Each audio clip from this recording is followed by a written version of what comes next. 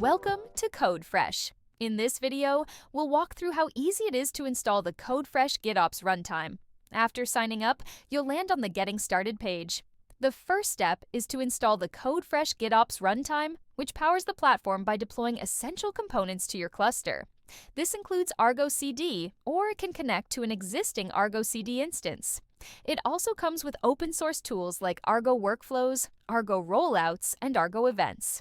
Before we start, we need to configure a Git repository where Codefresh will store its configurations. Since Codefresh follows GitOps principles, everything is managed through Git.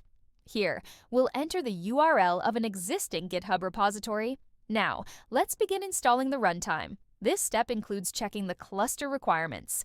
If you're installing with Argo CD, you'll first run a script to ensure the cluster is ready and free of any conflicting CRDs.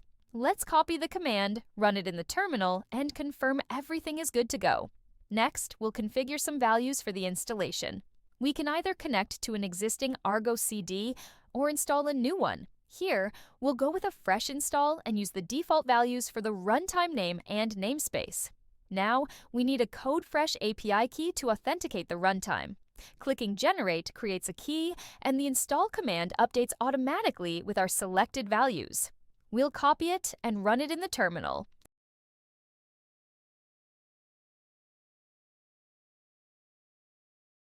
With Helm now installing the runtime, we'll follow the instructions and move to the next step. The platform will wait for the installation to complete, and once the components are up and running, we'll see that our runtime is successfully installed.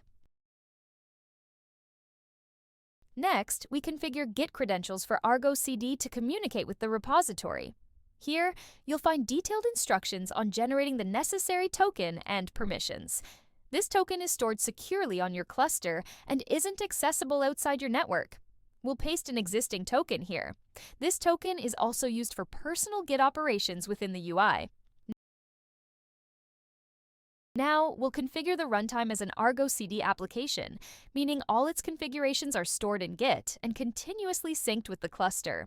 In true GitOps fashion, your runtime is managed through Git itself. With that done, the final step is setting up a Git source. This is where Codefresh will store Argo CD application manifests. We'll name it, point it to a new Git repository, and let Codefresh automatically create and configure it. Let's start by giving this Git source a name. My demo Git source. Next, we need to associate it with a Git repository. We can either choose an existing repo or create a new one. Let's create a new one. Set the repo URL we want to create and enter the branch name. You can add multiple Git sources to fit your team's needs. For example, each team can have its own Git source to store application manifests. Be sure to check out our video about Git Sources to learn advanced use case with restricted Git sources. That's it. Now that our runtime is set up, we can go ahead and add Argo CD applications, connect additional Kubernetes clusters to our runtime, and set up our environments. Additionally, you can start inviting team members to your Codefresh account. We can now navigate to the Runtimes page to see our newly installed runtime.